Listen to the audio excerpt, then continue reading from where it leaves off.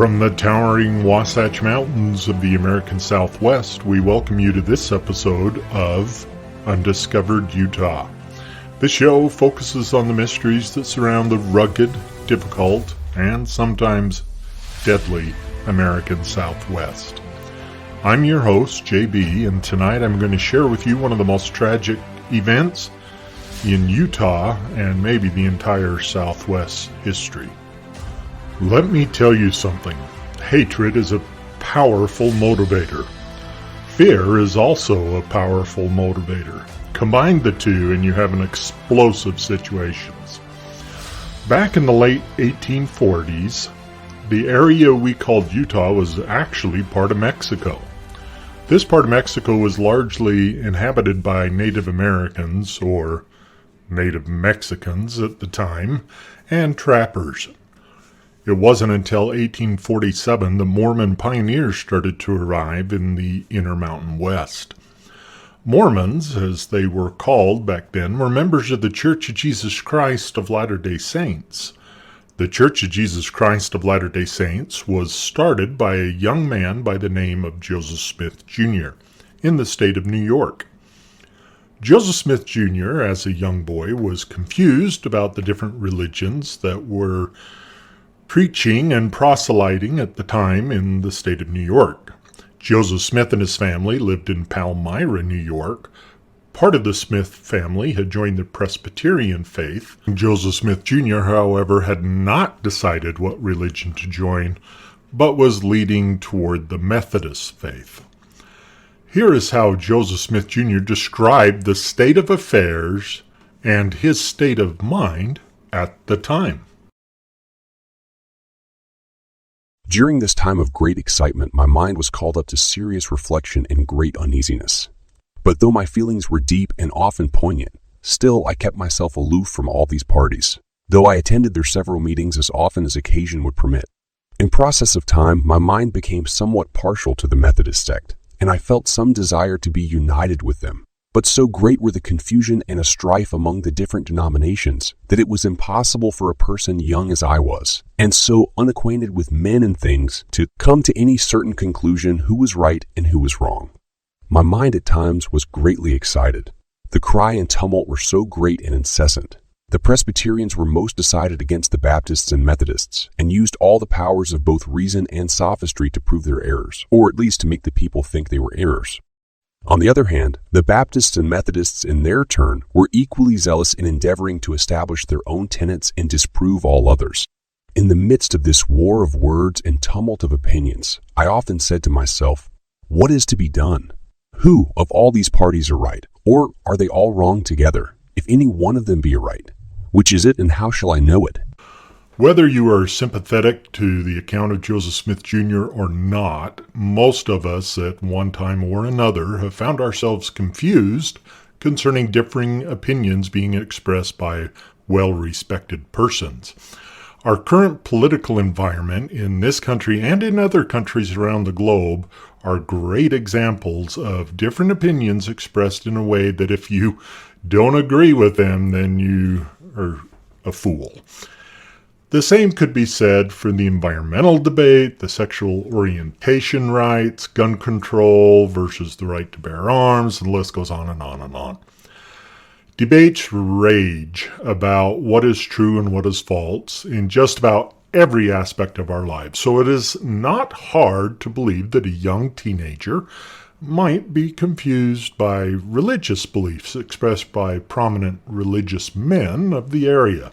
So the story of Joseph Smith, Jr. goes on, where he shares an incredible account of his interaction with both an evil presence and the very antithesis of evil, a visitation from heavenly beings. Again, these are Joseph Smith, Jr.'s own words of his account. While I was laboring under the extreme difficulties caused by the contest of these parties of religionists, I was one day reading the epistle of James, 1st chapter and 5th verse, which reads, If any of you lack wisdom, let him ask of God, that giveth to all men liberally and upbraideth not, and it shall be given him.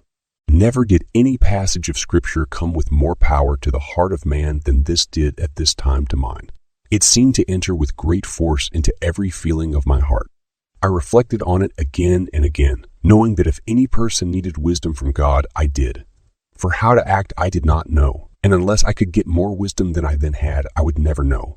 For the teachers of religion of the different sects understood the same passages of Scripture so differently as to destroy all confidence. In settling the question, by an appeal to the Bible, as the story goes, Joseph Smith Jr. decided to test that scripture, and early in the morning on a spring day, Joseph Smith walked into a grove of trees not far from his home.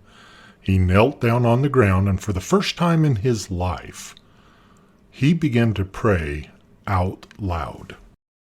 After I'd retired to the place where I had previously designed to go, having looked around me and finding myself alone, I kneeled down and began to offer up the desires of my heart to God.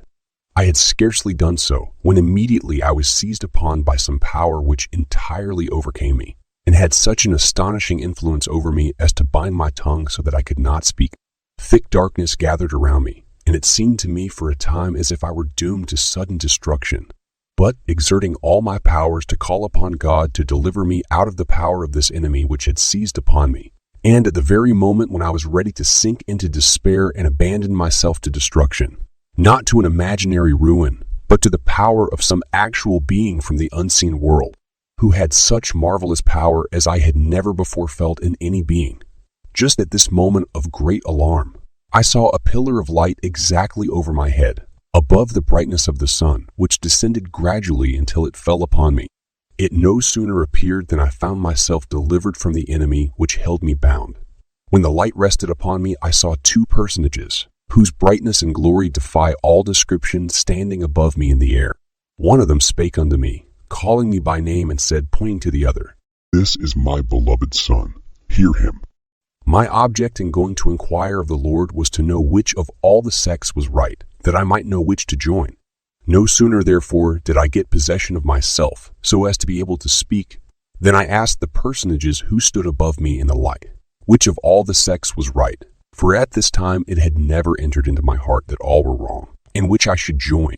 I was answered that I must join none of them, for they were all wrong, and the personage who addressed me said that all their creeds were an abomination in his sight, that those professors were all corrupt, that they draw near to me with their lips, but their hearts are far from me. They teach for doctrines the commandments of men, having a form of godliness, but they deny the power thereof. Well, in time, word got around town of Joseph Smith Jr.'s incredible story of heavenly visitation. As you can probably imagine, this raised some eyebrows, particularly with the clergy in the area.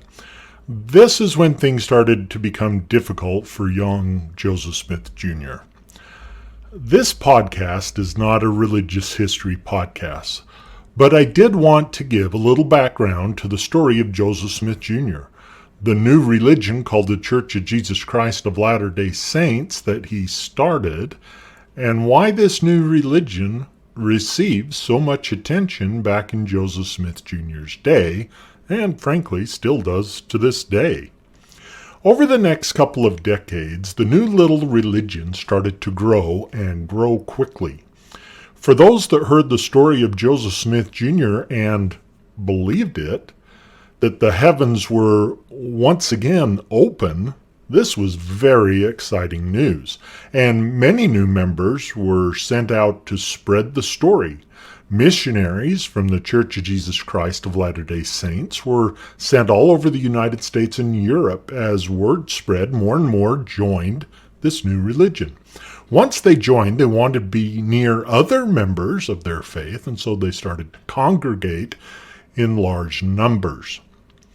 This was very concerning to the locals that lived in those areas, as the influx of foreigners from all over Europe were coming together and had very strong beliefs that were quite different from the mainstream religions. If these communities of Mormons were allowed to continue to grow, they could soon control the political agendas in the area. This was becoming a real crisis, and something had to be done. But the Mormons were not breaking any laws, so law enforcement couldn't really do much to help control the situation. So groups of citizens decided it was necessary to take matters into their own hands and attempt to drive the Mormons out of their geographical areas. They did this by burning their homes, crops, stores, churches, and temples. They even tarred and feathered a few Mormons just to drive the point home. You are not welcome here. So the members of the Church of Jesus Christ of Latter-day Saints kept moving farther and farther west into Missouri and Illinois. The persecutions got so bad that Joseph Smith Jr. was shot and killed at the age of 38 by a mob in Carthage, Illinois in 1844. Tensions were at an all-time high between members of the Church of Jesus Christ of Latter-day Saints and other citizens. In Missouri, the governor at the time, Governor Liburn Boggs, issued State Executive Order 44, which he stated the Mormons must be treated as enemies and must be exterminated or driven from the state, if necessary, for the public safety. Wow. The order actually stated that Mormons must be exterminated to keep the peace. After the murder of Joseph Smith Jr., a man by the name of Brigham Young became the leader of the Church of Jesus Christ of Latter-day Saints. Under his direction, it was decided that he would set up a new location for the members of the Church of Jesus Christ of Latter-day Saints to live. This new location would be outside of the United States of America in the Rocky Mountains. On April 24, 1847, Brigham Young and the first group of pioneers arrived in the Salt Lake Valley, and Brigham Young declared, "This is the place." Wagon train after wagon train headed to Salt Lake to seek religious freedom that proved to be elusive to them in the United States. Many died making this hard journey across the plains of Nebraska and over the Rocky Mountains.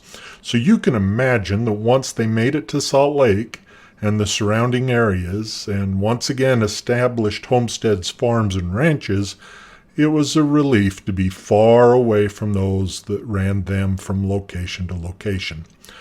Brigham Young wasted no time in sending scouting parties out to other areas in the Intermountain West to search for areas that could sustain a growing population of the church. Small towns like Nephi, Fillmore, Beaver, Cedar City, St. George, and even a place called Las Vegas were established as Mormon settlements. A year after Brigham Young arrived in Salt Lake Valley, a group of Mormon men were recruited by the United States government to serve in the U.S. military to fight against Mexico in the Mexican-American War. This group of men were called the Mormon Battalion. This was to be a volunteer unit only. Now, how many do you think joined this unit? They had been driven from their homes time and time again. Some of them had lost loved ones due to the persecution. How many do you think volunteered? If you were in their shoes, would you volunteer? Well, about 550 men did volunteer and march from Iowa to San Diego.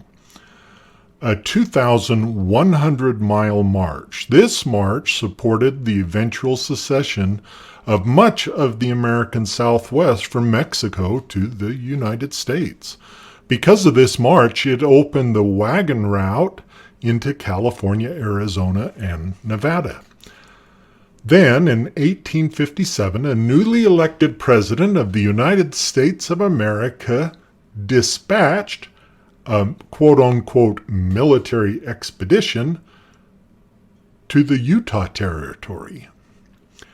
This caused great concern to members of the Church of Jesus Christ of Latter-day Saints. Brigham Young was the territorial governor at the time, and he declared martial law. Most members of the church were convinced that a war would soon start between the church and the United States of America. Once again, tensions were at a feverish pitch. Then word arrived in Salt Lake City that a wagon train from Arkansas called the Baker Fancher Party was headed to California and would be coming right through the heart of Utah. Other families from other states had joined this wagon train, including families from the state of Missouri. As I said before, tensions were very high. Leaders of the church were instructing its members to stockpile provisions and prepare for the arrival of the U.S. military. When the wagon train arrived in Salt Lake City, they were in need of provisions, and it was common for wagon trains headed to California to stop in Salt Lake City and stock up. But with rumors of an impending war spreading through Salt Lake City and the rest of the Utah Territory, the Baker Fancher Party was denied provisions. In August of 1857, George Albert Smith was sent by Brigham Young to southern Utah to instruct members to stockpile grains. On his way back to Salt Lake City, he stopped in Fillmore, the territorial state house. The Baker Fancher Party was camped nearby at Corn Creek. A man by the name of Jacob Hamblin, who was traveling with George Albert Smith, visited the wagon train and suggested that the wagon train continue on the old Spanish Trail, and told them that they could rest the cattle at Mountain Meadows. There was a beautiful grassy area for the cattle to graze. Not long after the wagon train left the Corn Creek area, 18 head of local cattle mysteriously died. A family, not wanting to lose the valuable meat, decided to go ahead and eat the meat. This led to the death of a few people, including a young child. Rumors quickly spread that the wagon train must have poisoned the spring at Corn Creek.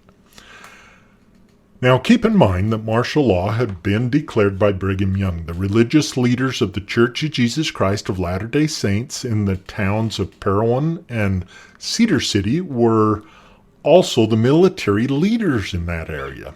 It was up to them to determine how best to handle the order of martial law, and also what to do with this group of immigrants in the Baker Fancher wagon train that might have poisoned the spring at Corn Creek.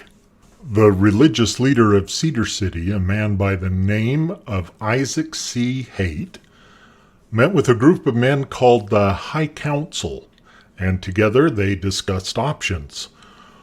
One option discussed was to take military action against the wagon train before it could inflict more damage and kill more saints. A plan was discussed to ambush the wagon train.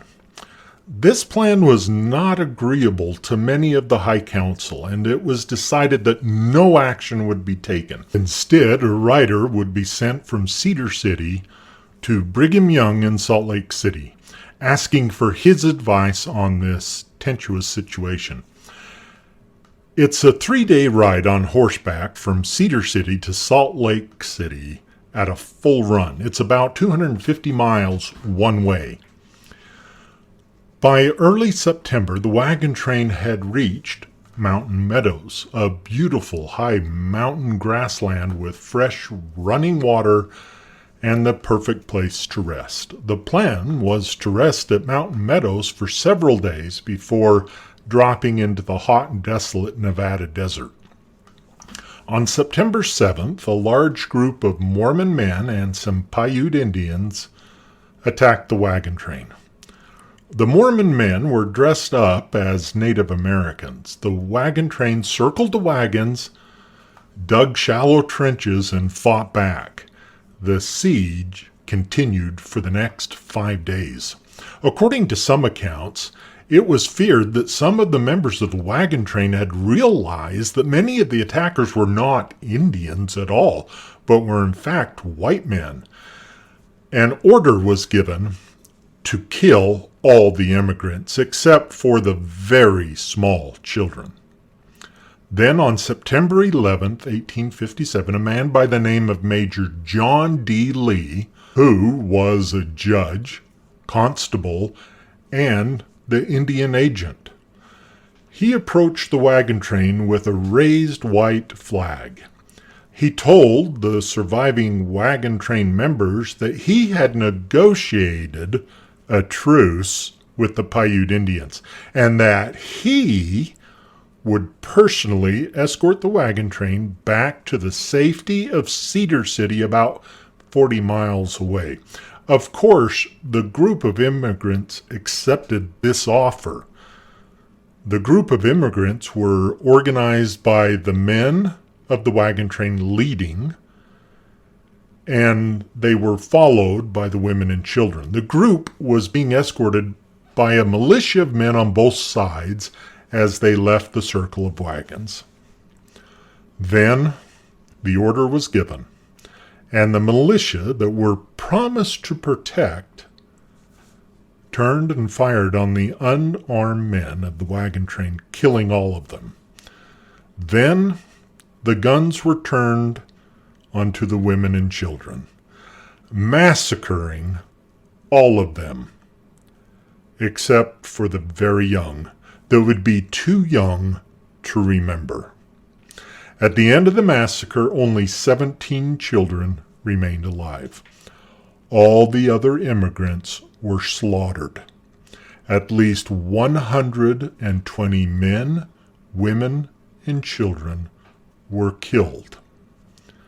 It is said that an oath of secrecy was sworn by the participants in the massacre, and that the Paiute Indians would be blamed for the killings.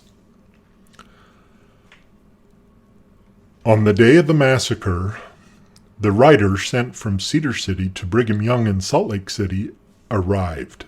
It is reported that when Brigham Young learned of what was discussed by the church leadership in Cedar City, he sent back an urgent letter stating, quote, "In regard to the immigrant train passing through our settlements, we must not interfere with them until they are first notified to keep away. You must not meddle with them. The Indians, we expect, will do as they please, but you should try to preserve good feelings with them. There are no other trains going south that I know of. If those who are there will leave, let them go in peace." Brigham Young's letter arrived in Cedar City on September 13th, 2 days after the massacre. The only person ever convicted of a crime associated with the Mountain Meadows Massacre was John D. Lee. Lee's first trial ended in a hung jury. In his second trial, he was convicted and sentenced to death. Lee was entitled, under Utah territorial statute, to choose the method of his execution from 3 possible options: hanging, firing squad, or decapitation. At sentencing, Lee chose to be executed by firing squad. Lee was taken to Mountain Meadows and put before the firing squad. In his final words, Lee said he was a scapegoat for others that were involved. There was much that led up to the massacre at Mountain Meadows, and none of it excuses the actions taken against the Baker-Fancher wagon train. I really wish that we as humankind would learn from our past mistakes, but sadly, we never seem to. The least we can do is not forget the awful tragedy and educate our families about how dangerous the emotions of hatred and fear can be. and what tragedies it can lead to. Next time you're in southern Utah, take a short drive out to Mountain Meadows and spend some quiet moments reflecting on what happened in that beautiful high mountain meadow and why it happened. That's tonight's episode. Thank you for joining. If you would like more information about the Mountain Meadows Massacre, you can email us at info@undiscoveredutah.com. You can find us on the internet at Undiscovered Utah or on Facebook, YouTube, Instagram, and be sure to follow us. Just search for Undiscovered Utah. I hope you've gotten something out of this episode of Undiscovered Utah. Join me next time as I share more about the Southwest. Good night, everybody.